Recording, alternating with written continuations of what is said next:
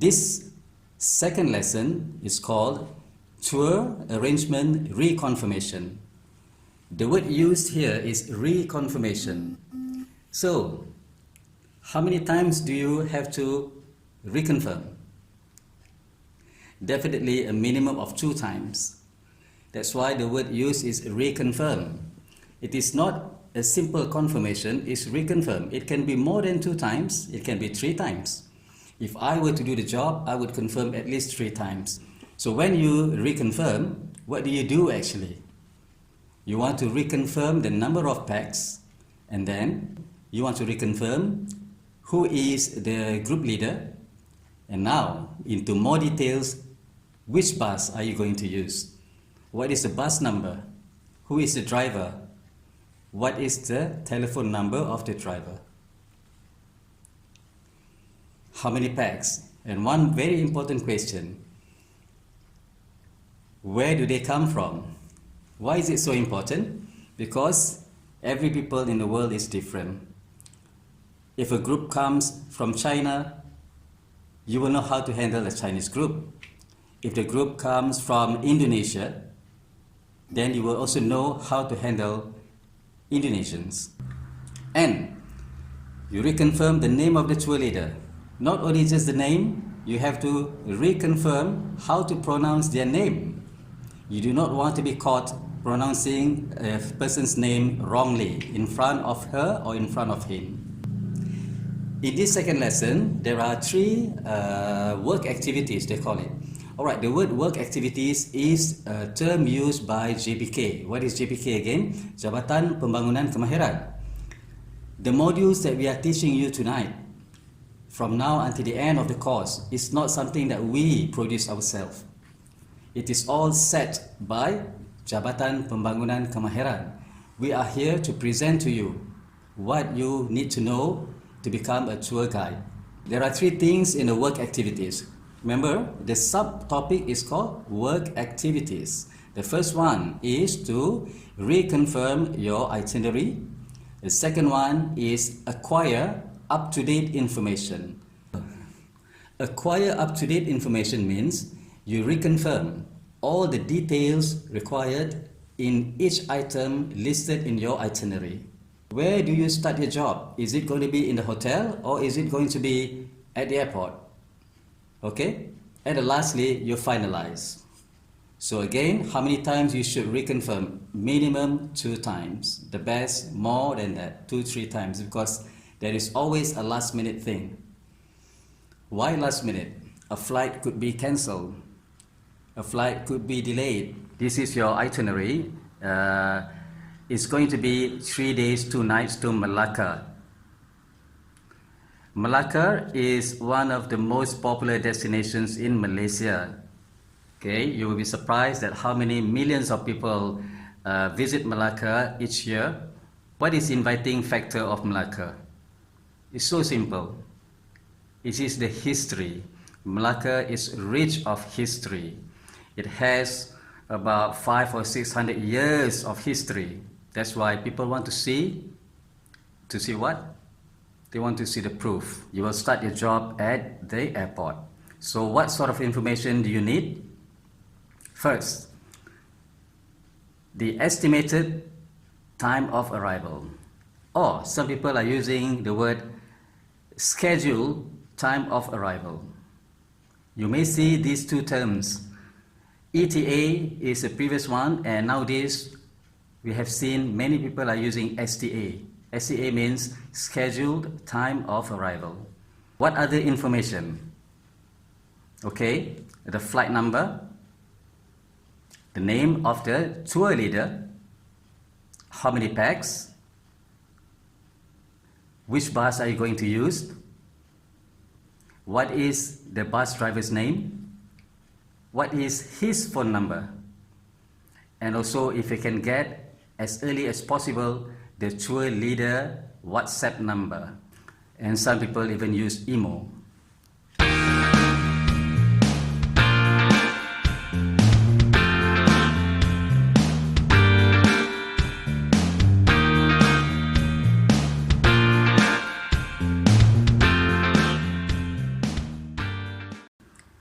The next information you should reconfirm is their accommodation.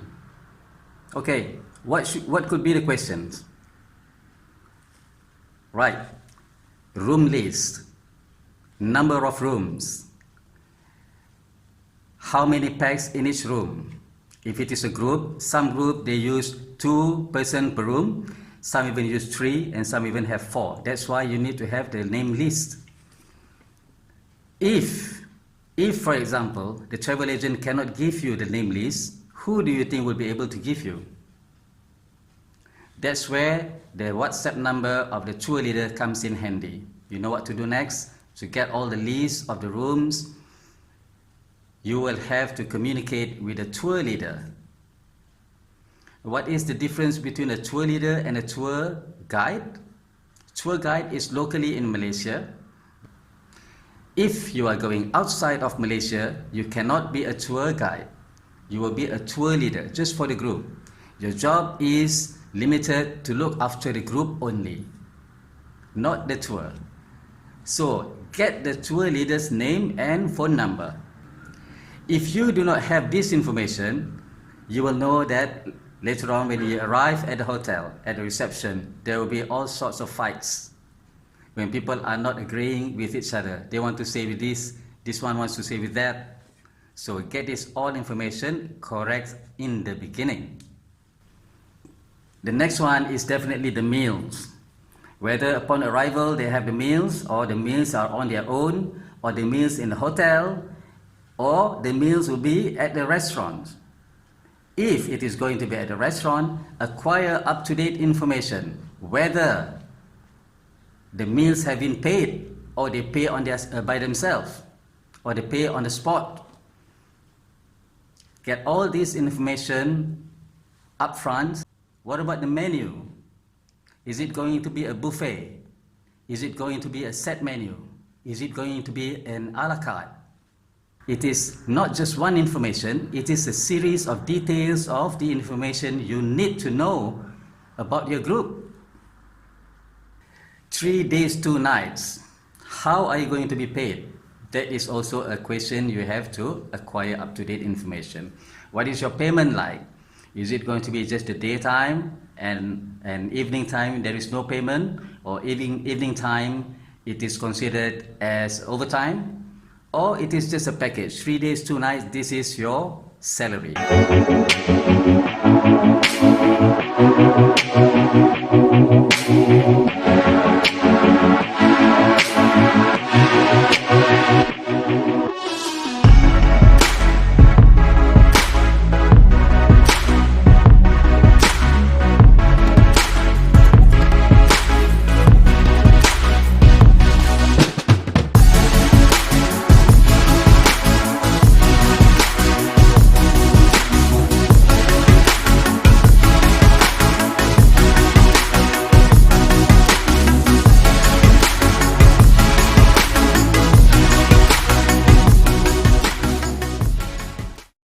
Next thing to acquire up-to-date information is definitely about the places of interest, the places of visits. These are the places in the minds of the tourists. These are the places they want to see. Reconfirm, day 1, where do they go? And you will see all the list of places. What do you do with it? Later on, you will check the information of the places if you have not been there. If you are nearby, go and see the place first. Or if you're too far away, you can at least call your friends and check what is the place is all about. What is so important, what to talk about.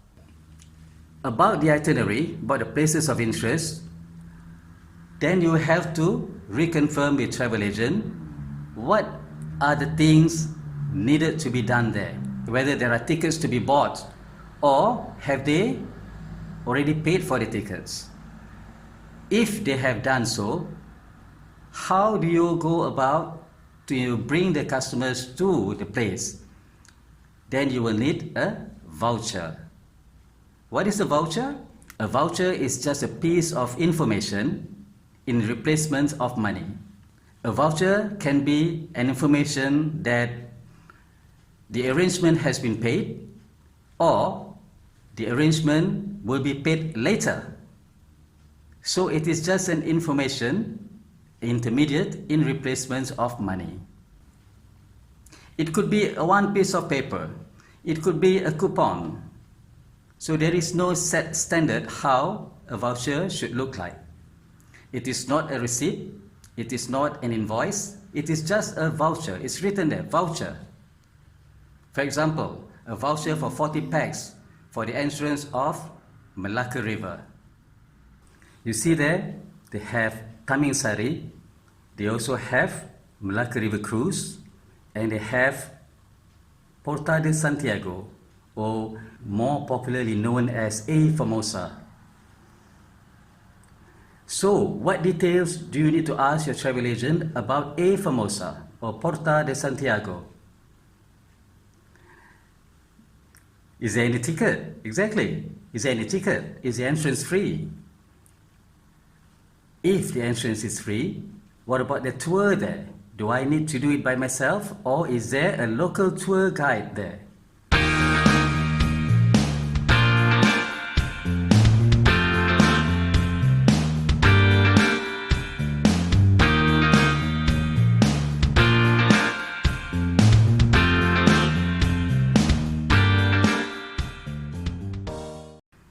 If you have not been to the place, later on you go for a short visit and take a look what information you can get, and this is going to be the information you will disseminate to your tourists.